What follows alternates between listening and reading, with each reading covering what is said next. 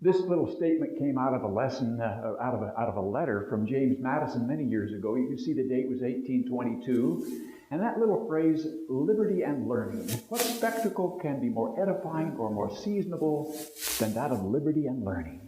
And that turned my heart on when I read that, and I thought that's what we're going to call the website, Liberty and Learning. And starting next Friday, we're going to start videotaping for YouTube, and we're calling the YouTube website American Liberty Video. It's already up and running, but there's just nothing on it to watch. And we'll start creating that next Friday.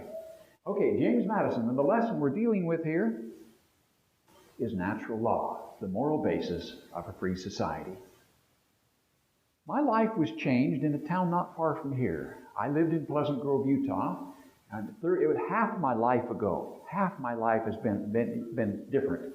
I was 35 years old then. And in Lehigh, I lived in Pleasant Grove, and in Lehigh, my neighbor in Pleasant Grove said, there's going to be a lecture series. And I thought, oh my, I have a graduate degree, I'm an educated man. Do I really need to go to a lecture somewhere? Well, it's going to be really interesting. And this neighbor was quite, encouraging. And he says, it's in Melvin Anderson's shop. Now, I didn't know what his shop looked like, and what are we doing lecturing in a shop? That's his shop. And I love Melvin Anderson for letting his shop be used. Melvin, are you here today? He's my dear friend all these years. And so my neighbor was quite, he just wanted me to come to hear this lecture. Some of you are here today for the same reason. Your neighbor invited you. And I tried to get out of it, and I remember saying, does it cost anything? Because I wasn't very well off. I was the one that needed the book for free off the table. And he said, well, yeah, it's $35, but it's 11 weeks, 3 hours a night for 11 weeks. Oh, I can't afford it. I'll pay your way. And I'll be over at 6:45 to pick you up. That's how we build an audience. David, that's the solution right there. Each of these people need to say, next Friday night and next Saturday, say it to your friends and neighbor, there's no charge, and I'll be over at 6:45 to pick you up. And that's how we gain strength. Liberty and learning. Nothing can be more noble than that. That's where my life changed. I went through that little aluminum door, and I sat down in a cold folding chair and listened for 3 hours. Now, the old professor was really old, 65. He had a bald head and showed a little bit of sign of aging. And I sat there and listened at age 35, and when he was done, I went up and I said, I don't know you. You don't know me. But what do I have to teach for you? I felt something that night. I felt the Spirit of God in my heart as he told the story of America. Now, that's what you need to feel. If you're going to study American heritage, you need to feel that God has a role in this. This land has a destiny. We have a purpose to fulfill. We need to send good people out throughout the world to make this world a better place. If you believe in the prophecies and believe in Abraham and the promises to Abraham, that's all part of the story that should be part of America. Well, that's where my life was changed. I went there faithfully once a week for 11 weeks and listened for 3 hours. And then the old man, about 2 years later, as I continued to study, I asked him at one point, what do I have to do to be a good teacher? Oh, he says, read yourself full and speak from the overflow. Oh, you got to read books, huh? Yeah, you got to read. And I started reading. Now, I encourage you to read also. We have a table of good stuff back there, no junk. My son said, Dad, I'd read if it was less than 50 pages. So I have some back there that are less than 50 pages. Brian Meekum, standing back in the corner. I asked Brian one day, what was it that got you interested in the cause of liberty? What did you tell me, Brian? See if you're consistent. It's this right here. That's all he read, and he got interested in the cause of liberty. It's this little thin piece of paper. It's the story of Davy Crockett meeting Horatio Bunce out in a field, written in 1881. Be sure and take that with you today. More current, How Tyranny Came to America by Joe Sobran, less than 50 pages. This fits the qualification for my son. This old man is the man I met, W. Cleon Skousen. What is the meaning? Oh, I went to work for him. That story right there was, after 2 years of studying and doing my homework and reading books, one day he says, why don't you come to work for me? I got too many invitations. I can't keep up with them all. And he says, if you could just take some of my speaking engagements. Well, I can't speak for you. I can't go to work for you. Why not? I don't have a suit. So he says, and he got out his checkbook and wrote out a blank check and signed it. Gave me a blank check. He says, go to a suit store. Buy a suit. Any suit you want. Just come to work. And I still had that old suit. And the day before they buried him, I gave a speech in St. George in the Tabernacle, and I wore the old suit, tattered and threadbare, pockets all wore out. I put it on in honor of that great man. Well, he says, after I started working for him, I want you to do an assignment. This was my first assignment. Go find out what is the meaning of the phrase, the laws of nature and of nature's God, spoken of by Thomas Jefferson. I want you to tell me everything there is to know about that. Well, you know, it wasn't until later I figured out he already knew. It was me he wanted to find out, for me, what the meaning was. And I did that research. It was a great experience, and it launched me in the area of study, learning. I went, what do you do when you're going to study that? Where do you go? I had a graduate degree. I was supposed to know what study was and how do you research. And I thought, the laws of nature, simple. I'll go to the law library. It was a wonderful choice. The laws of nature, they had no computers then. It was all in cards, little paper cards and big card files. And I looked up every reference there was pertaining to anything to do with law of nature, nature's God, any reference. And there were numerous references. It took about 6 weeks of filtering through the library to read everything in the BYU Law Library. And then I went and did it at the University of Utah Law Library. Be sure I hadn't missed anything. It was a great experience. That's what this lesson today will cover. In 1981, we published for the first time this book, The 5,000-Year Leap, and then we put out a new edition in 2006. In March of 2009, it reached national #1 bestseller, and we were thrilled to have that happen to a history book. Just unbelievable. A lot of interest in the content. It contains the 28 Principles of Liberty. We called it Principles of Freedom 101. If we were to follow these principles, the sun would rise on America again. The first principle is the only reliable basis for sound government and just human relations is natural law. And that's where my research had taken me. The laws of nature and of nature's God. Very simply boiled down, and I learned this from a lawyer named Herb Titus.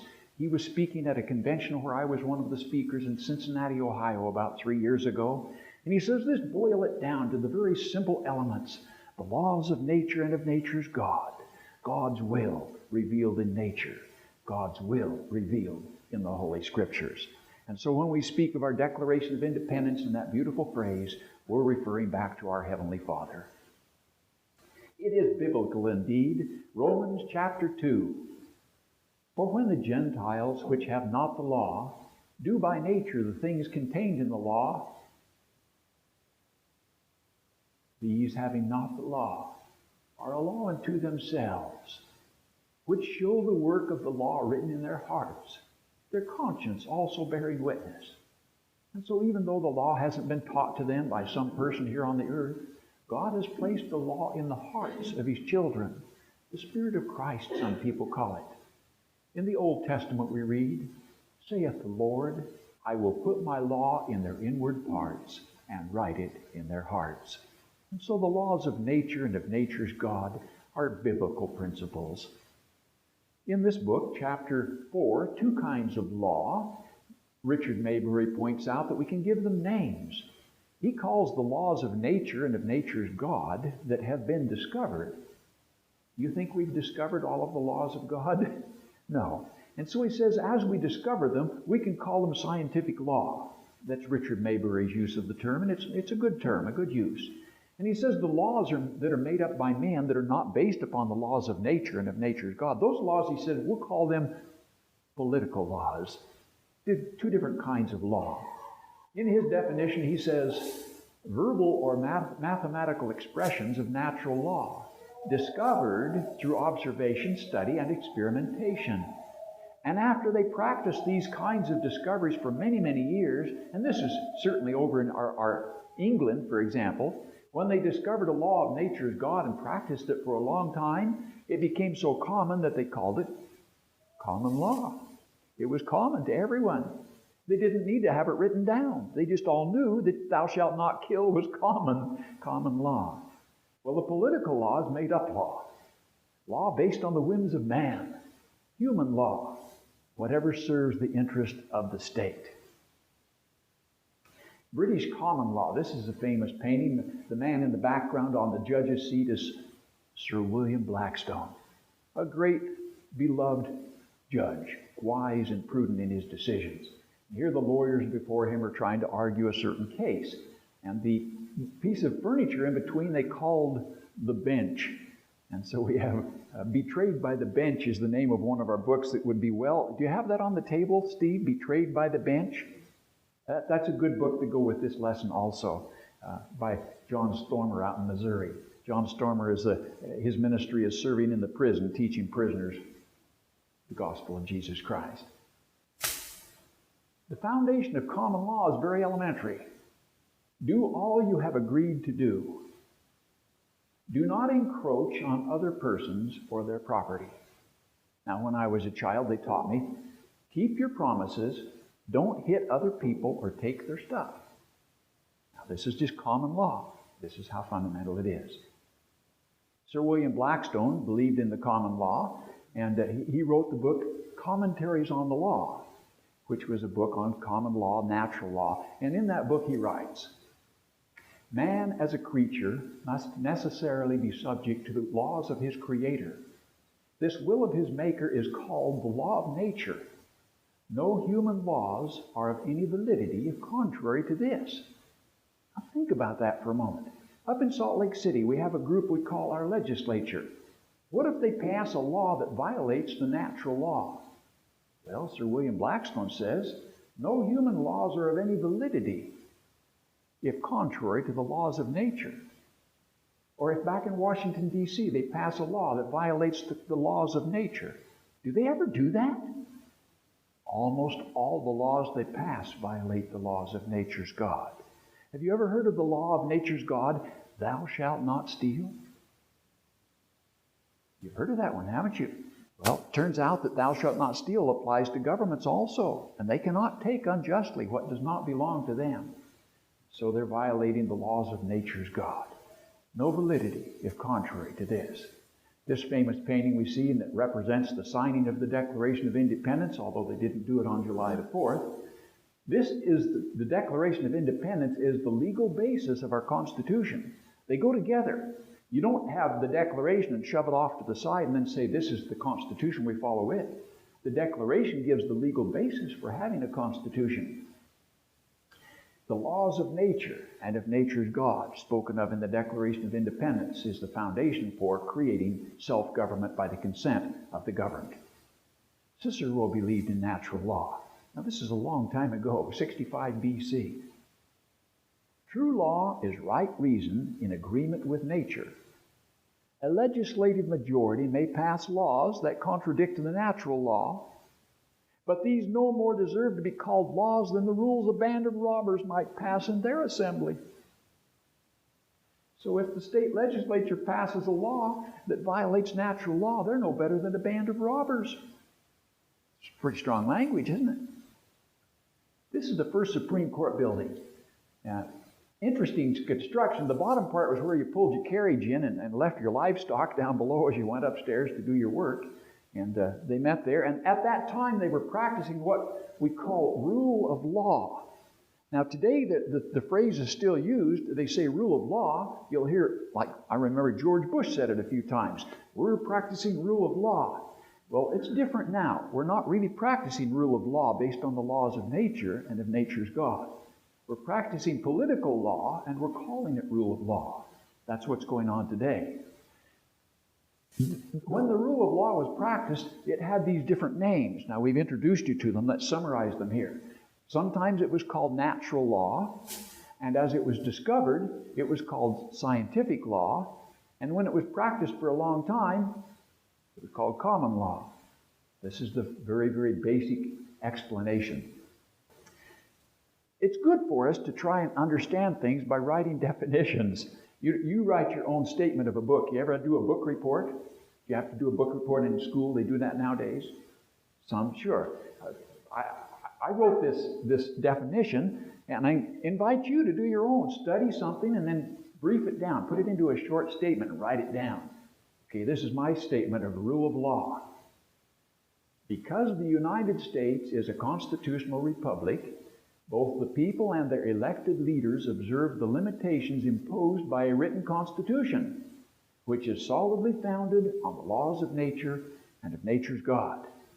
Now you try your own and you'll learn as you read, study, and then write it down. That in contrast to what's happening in the United States Supreme Court today. They're practicing today what we would call rule of lawmakers instead of rule of law. This is called political law. It's law by the whims of man. Ancient Rome is one of the Richard Maybury series, How It Affects You Today. In that book, he puts this illustration. This is the basic style of Roman architecture, signifying statism. It is typical of government buildings throughout Western civilization. The style is derived from the temples to the mythical gods. And so the temples to the mythical gods look like this. Yeah, that's common architecture today. Rule of lawmakers can also be called Roman law. Now, Roman law I first came across when I was studying the works of a great Utah scholar named J. Reuben Clark. Do you remember that name? He's long since deceased, but he has a wonderful legacy of great teachings and great speeches. He gave more than 125 speeches on the Constitution. And one of his speeches focused on Roman civil law. What it is? Well, Roman law, or the rule of lawmakers, or political law. They're all names for the same thing. In this Soldier's Guide of 1952, they have an excellent definition of Roman civil law. Now, they didn't know that's what they were describing. It's just that I read this particular guide, and it just jumped out. That's a definition of political law, or Roman civil law. Here it is, quoting from page 69. Because the United States is a democracy, the majority of the people decide how our government will be organized and run. The people do this by electing representatives, and these men and women then carry out the wishes of the people. You see any problems with that? This is a definition of Roman civil law or political law. First of all, are we a democracy? No, that's false. The majority of the people decide how our government will be. Is that how it works? Did the majority of the people whimsically, do we just say, well, let's have a democracy, let's vote? What should we do today? Oh, we need a better health care program. We need more minimum wage. We have to raise that. We need more, and the whims of the fickle majority determine what the law is. Not based on anything that's firm, ascertainable, or anything to do with God or God's law. It's just the whims of man. This is representative democracy. No better definition can be found. The rule of lawmakers undermines moral and religious values, rewards sloth. Rewards sloth. I mean, on the news yesterday, people are crying out for an extended, unemployment pay. We've got to have more unemployment pay. Well, after 90 months or whatever the unemployment pay is, they need another 90 months so they can, rewards sloth, promotes pornography and abortion. Roe versus Wade and all the... Think of President Obama. 3 days after he was elected, what did he announce? We will provide abortion funding for people throughout the world. Really? This is all part of the rule of lawmakers. Abolishes national boundaries. Think of what's going on now in the southern borders. Destroys the peace of the land. Undermines the right to private property. Redistributes the wealth. Promotes greater private and public debt. Ignores all constitutional limitations. Now the list can go on. I ran out of screen. These things are called the rule of lawmakers, and they are all products of that form of government.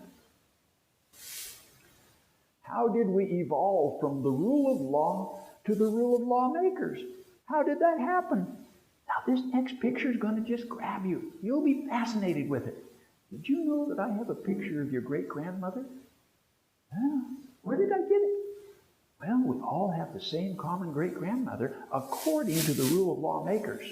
And that grandmother looks like this. Yeah, what is that? Is that you, Grandma?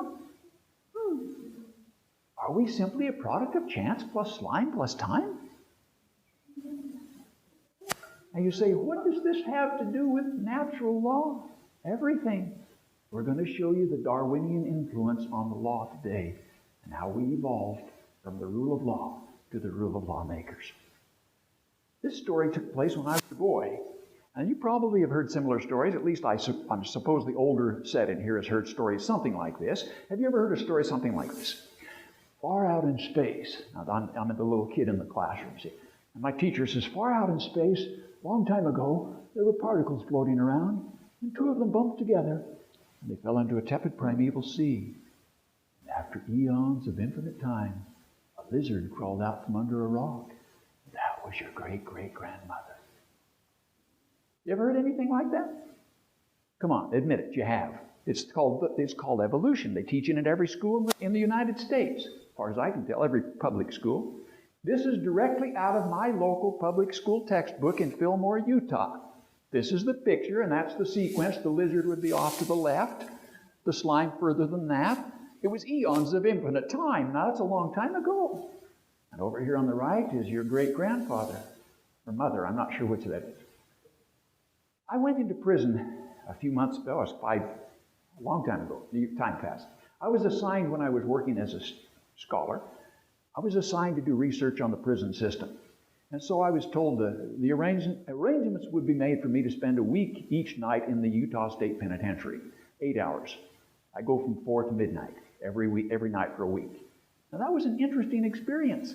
And as I did that, I got to, and the warden says, you can go anywhere you want, do anything you want, just don't pretend you're a prisoner, or they'll kill you. Oh, thank you for the advice. I did. I went everywhere in the prison, and the one guard says, don't walk up close to that guy. He'll throw urine out. He keeps his urine in a cup, and anybody who gets close, he throws it through the bars on you. I get the idea. And then the warden says, you haven't really experienced prison life until you've done a cell count at 3 o'clock in the morning by yourself. Oh, that was fun. That was really eerie lights coming through the windows. And he says you have to see the skin. It doesn't count if you have a blanket with a bump under it. You know, the old thing, you roll up a blanket, put your pillow. So I had to pick the covers up, see if there was really a man in there. Anyway, that was my experience. One of those persons in the prison became my friend, and we had a good visit. And he was an artist. And I said, I'd like you to draw me a picture. I'd like you to draw a picture of a man that feels he has no self-worth. He's just a product of random chance, and his great-grandmother was a lizard, and before that a slime. Oh, he says, that's easy. You're just talking about a common street criminal. And so this is his illustration of a common street criminal. This is his same illustration, just embellished a bit more. Downtown Salt Lake City. Every night for a week, I was assigned to go on police duty with different kinds of police to continuing my research on crime. And this is downtown Salt Lake City on one side of town. And now he says, oh, your cousin's coming to visit you. Now think about this. This is what he was taught. This is what this street criminal was taught, that his cousin was a monkey or an ape. And that he's just a product of random chance, just a piece of slime. How will that affect your behavior? Oh, you mean it makes a difference if I believe I'm a child of God and He has sent me here with a mission to fulfill versus being a slime? Yes, it makes a difference. This is the quotation from Justice Oliver Wendell Holmes. Now we're getting back to the law. I'm showing you how this ties together. Justice Oliver Wendell Holmes, one of the more prominent justices of the High Court, declared, I see no reason for attributing to man a significance different in kind from that which belongs to a baboon or to a grain of sand. That's all you are, just a baboon or a grain of sand. Will that make a difference in your behavior? Let's see how that applied to the law. This is an illustration showing what it's like when there is no God and man is the center of the universe. We evolved from this lower form to where now we have this magnificent quality and ability to run the show. A long time ago, an old guru taught, beware of 3 dangers that can destroy us from within. Those 3 dangers are, beware of the flattery of prominent men.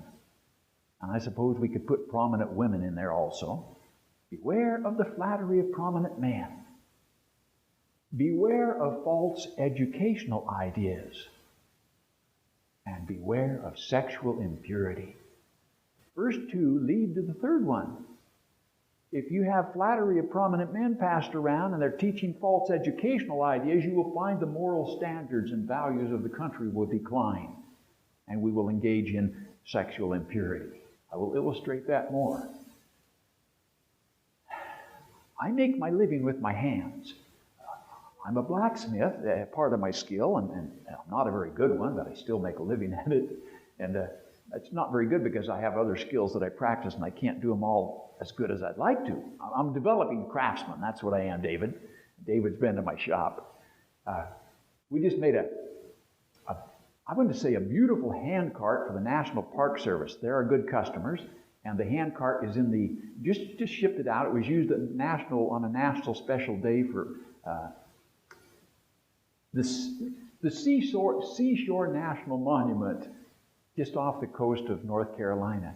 A hand cart for search and rescue, for saving the ships 100 years ago. It's a historic piece of equipment, a reenactment type thing. We built the printing press for the Benjamin Franklin print shop in Philadelphia. Beautiful machine, great big wooden printing press. And last week they sent me a print of the Declaration of Independence that they printed on our press there in Philadelphia in Independence Park. The only trouble is they typeset the headline wrong, and we'll have to communicate with them on that. This is one of my tools. Now I show you this to kind of break the monotony. This is called a flatter, this tool right here. And you can see how that face on it's real shiny. That's the reflection of the anvil up into this mirror finish. That's a piece of polished steel. And they call this tool a flatter. Now, in the old days, a flatter was a smith's forging tool with a broad, flat face. Now, what lecturer have you ever heard that knew what a flatter was? Flattery of prominent men comes from the word flatter. And here's how it evolved. This is how the flatter's used. That's my son demonstrating. The hot iron is on the anvil. He's striking the flatter with his hammer. And as he smashes down on the flatter, it makes the steel flatter. Yeah, that's how it works. Now, flattery comes from that. Webster's definition. Flatter as a verb means, from an older word, flatter, the older word is the tool, which meant to smooth, to raise hopes in, to encourage or please with hopeful or favorable, but sometimes unfounded or deceitful representations. Hence, to beguile. Flatter is to beguile. Oh, but I'm a blacksmith. In the blacksmith language, we call flattery smooth talk. Okay? Now, we all know what smooth talk is. It sounds really good, just don't believe it. Beware of 3 dangers that can destroy us from within. You tell me, what's the first one? Flattery of prominent men, false educational ideas, and sexual impurity. The 3 things that can destroy an individual or they can destroy a nation. In Daniel chapter 11, verse 21, by the way, I read every scriptural reference to the word flatter or flattery. That was a good project. It only takes a few minutes. There are 20 or 30 references. Look them all up. They're great. Here's one of them. A vile person shall come in peaceably and obtain the kingdom by flatteries. So the person's really vile that Daniel's referring to, but they look so good and they sound so good and they promise so many good things that we say, oh, he's a great God. Let's let him be our leader. And we choose people who are really trying to beguile us. Here is a list of people that qualify as beguilers. I don't know if they're bad people or good people. I can't judge that. All I can do is judge what they did. Now, you've heard of Charles Darwin. He wrote a book or 2. Herbert Spencer promoted his material, popularized his theories. From then on, we have lawyer after lawyer, lawyer, lawyer, lawyer, lawyer, lawyer. All of these lawyers embraced the doctrines of Darwin, and they came up with a concept called Darwinization of the law. Yeah, that's not my language. That's what I read in the books about the evolution of our law and how it came to be what it is today. They Darwinized it. They said, well, if man is a product of random chance, then no, they didn't start like that. They say if man evolved from a lower form to a higher form, the law must also evolve. And they were using Darwin's thinking to pass it on to changing the law. So what was right yesterday could be wrong tomorrow. And what is wrong today might be right tomorrow because it has to evolve to a higher level. Have you ever heard anything so nonsensical? Pretty nonsensical, isn't it? Anyway, that's what they were trying to teach. These 5 lawyers are just a few of the men that promoted this concept. Now, what's this last person down here? Who's this guy right here? Alfred Kinsey. Who's he? If we give names, who is the father of our country? Come on. Say it again. George Washington. Either you're shy or your voice is weak. That's okay. You're shy. Who is the father of the Constitution? James Madison. Now, we all know that. Who is the father of sexual impurity? Alfred Kinsey. Now, I made that up. I've never heard any book say that, but everything he did, everything he promoted was impure and immoral. And so if we're going to give him a title, let's call him the father of sexual impurity, Alfred Kinsey. Fraudulent research was used by Alfred Kinsey to transform American law. He played a role in the lawmaking process by his fraudulent research.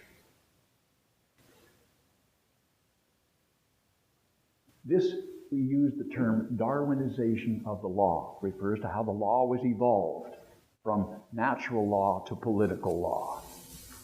Darwinization of the law is sometimes called sociological jurisprudence. Fact, warping the Constitution undermines the rule of law. These men have been warping the Constitution for a long time, and women. The scene changes from time to time. New judges are appointed. They're about to put in Alina Kagan. And right here we have a gentleman named Stephen Breyer right here. Here's Clarence Thomas. We'll be referring back to them. And right down here, Antoine Scalia. And we'll reference to him in a moment or two. Clarence Thomas. In a widely publicized magazine, he was quoted as saying, "There are really only 2 ways to interpret the Constitution. Try to discern as best we can what the framers intended, or make it up." Okay? Now that's a justice of the Supreme Court speaking. He went on in that same explanation, unless interpretive methodologies are tied to the original intent of the framers, they have no more basis in the Constitution than the latest football scores. Okay? Are the justices of the High Court tying their decisions to the Constitution legitimately, not just in word? They'll say, oh, well, the Constitution allows us to do this because of the implied powers. That means it doesn't say it anywhere in the Constitution. They make it up. They just make it up, like Clarence Thomas explained. And it has no more relevance than the latest football scores. Clarence Thomas, in this picture, you notice, he is looking over at Stephen Breyer. Now, he's the only one that's not looking ahead. He's got a kind of a smile on his face, and I put these words in. I think he's thinking, they just make it up. An essay on the trial by jury by Lysander Spooner in 1852. I enjoyed the whole book. And that would be good for an evening's lesson. Trial by jury, original program versus today. It's a great bit of American history that we should know. He speaks about constitutions. Constitutions are utterly worthless to restrain the tyranny of governments unless it be understood that the people will, by force, compel the government to keep within the constitutional limits. Okay, we have to keep our government online. Have you ever heard anybody say, the Constitution guarantees our freedom, or something similar to that? Have you ever heard that kind of phrase? Yeah, pretty common, isn't it? Our Constitution, my Bill of Rights guarantees my... Do you own a Bible? Yeah. Does that Bible guarantee your attaining the celestial glory? No. Neither does the Constitution guarantee you anything unless you follow the principles in it. Same as the Bible. Well, he says constitutions are worthless to restrain tyranny unless you're willing to keep the people in charge within the limits of the Constitution. Practically speaking, no government knows any limits to its power except the endurance of the people. Now we're watching something phenomenal take place across the country. Many state legislatures are now at the extreme of endurance, and they will endure it no longer. And so they're doing things like suing the federal government for the Obama health care program. That's happening right now. There are like 18 or so attorney generals of states that are taking it to the federal courts. You can't do this to us. The endurance of the attorney generals and the governors and the state representatives is reached and stretched to the limit.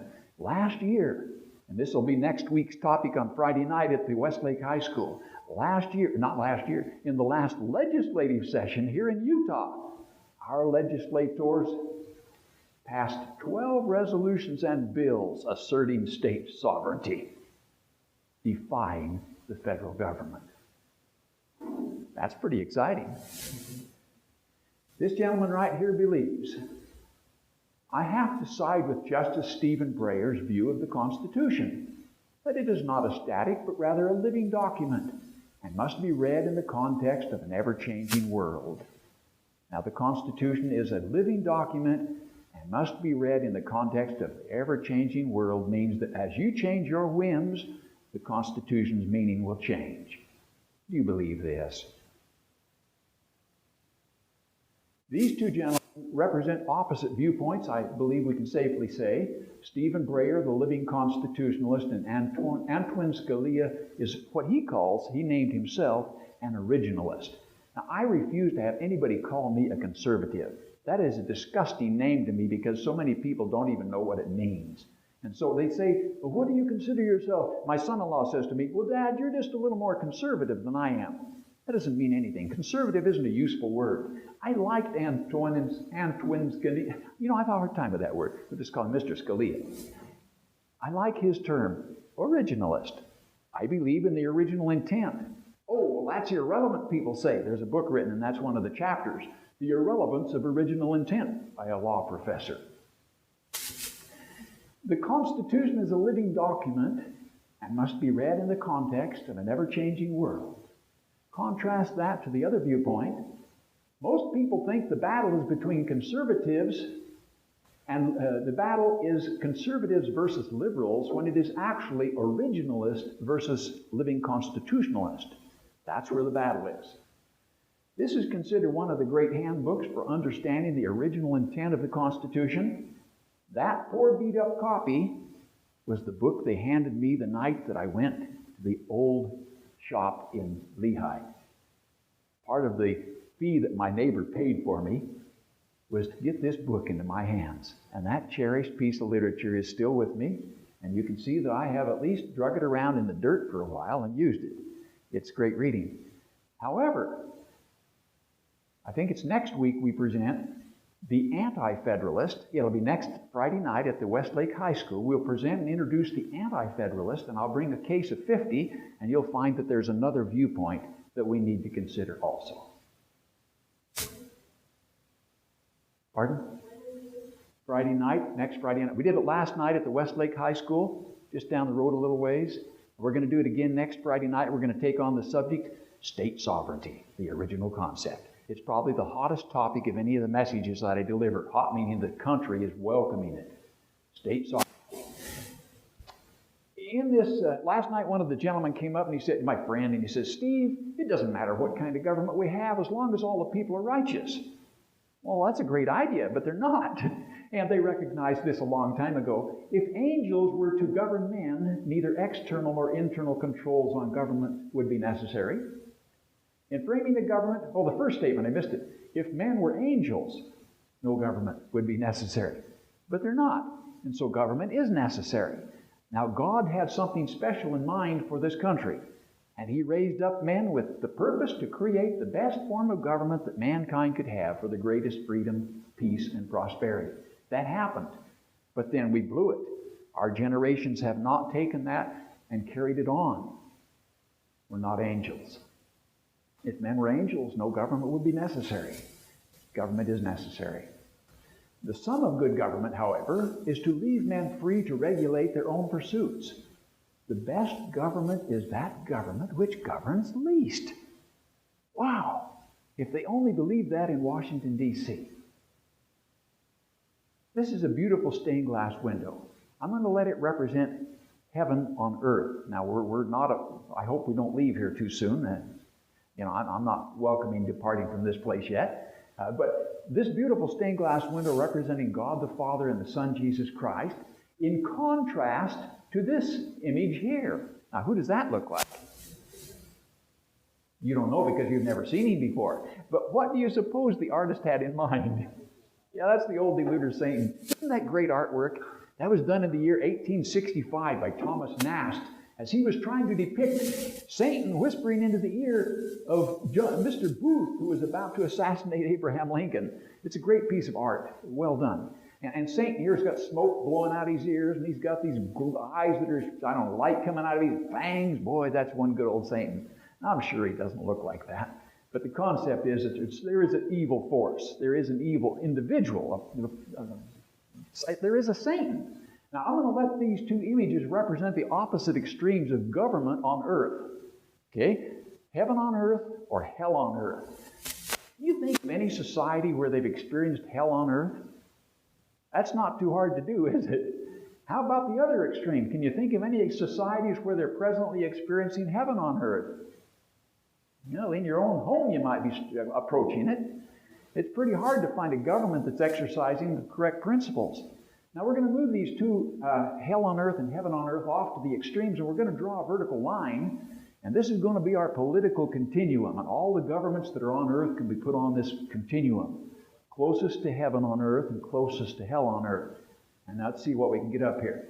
Very limited government, freedom to choose the right. That's what I believe we'll find is going to give you the greatest blessing and joy and closest to heaven on earth. The socialist degrees are in between. Socialism is government's interference with man's actions. Government interference.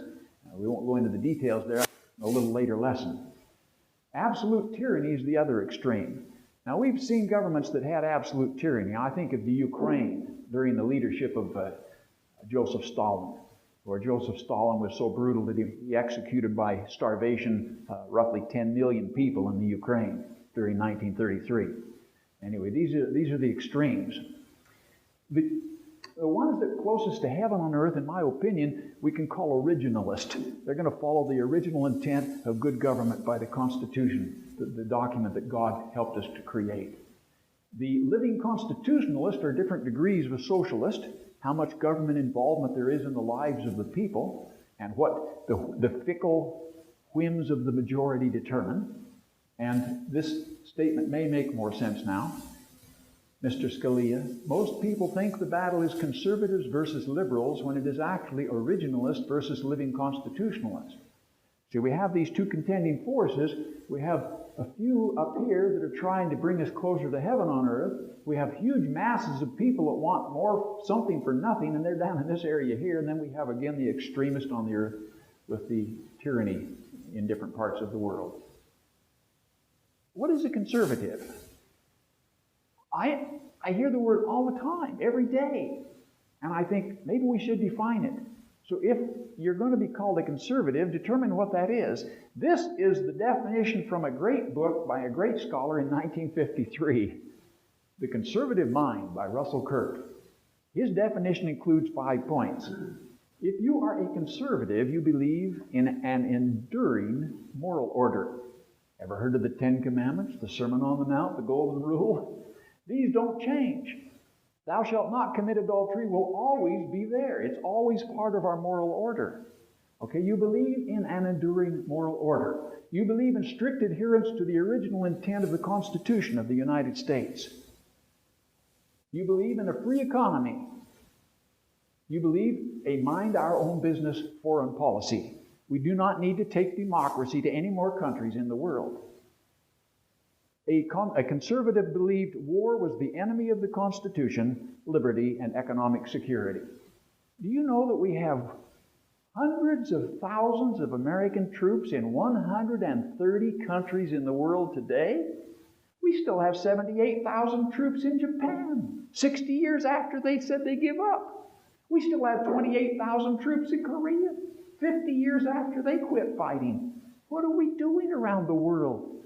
Well, the conservative believes we should come home and not go out and be aggressors, taking war to other countries. These two men were true traditional conservatives. Now, you've probably all heard of the man on the right, Dr. Ron Paul. He's one of my heroes. I gave one of these lectures 30 years ago in Texas, and Dr. Ron Paul attended. What a joy to have the man in the audience. And then afterwards someone said, would you like to come and visit with Dr. Paul? Well, yes, I did. And we had a great evening together afterwards in the home. Great, great hero. Dr. Larry McDonald. He's also a medical doctor. Most of you have never heard of him. Dr. McDonald was a Democrat. Dr. Paul was a Republican. They both served at the same time from 1973 to I don't know what the numbers were now, 1973. They were both members of the House of Representatives. They both believed in the traditional values. They both voted constitutionally 100% of the time. One a Democrat and one a Republican. They were both friends. And I had the honor of taking Dr. Larry McDonald in my plane to a speech he gave in Blackfoot, Idaho. So I flew him from Salt Lake City to Blackfoot, Idaho, and had a great evening with that gentleman. So two great heroes of America.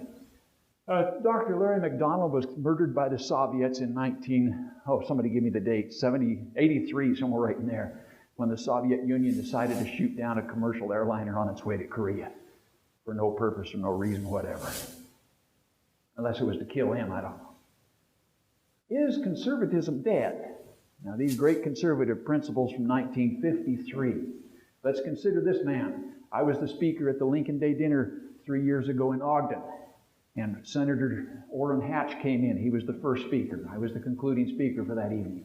Senator Hatch declared, we should be grateful that we are being led by a great conservative president, George W. Bush. If that's conservatism, what is liberalism? See how difficult it is to sort out with the use of the term conservative. Here's what this man's track record showed. He delivered massive overspending. Is that a conservative principle? No. Biggest expansion of entitlements in 40 years, centralization of education, a floundering war, an imperial presidency that issued more than 1,000 signing statements. A signing statement is a statement where you say, part of this law I won't accept and enforce. So you just undid what Congress just passed. That's a signing statement.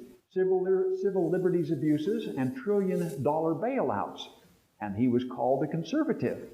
Well, perhaps conservatism needs to be redefined. A neoconservative. Now we're trying to get back. I see my time clicking by here. We're trying to get back onto what's natural law, but we will pull it back here in a moment. But I think we better stop at the hour. I think we better do that now. We're going to have 3 lessons today, and I believe we can work them in the time that's scheduled.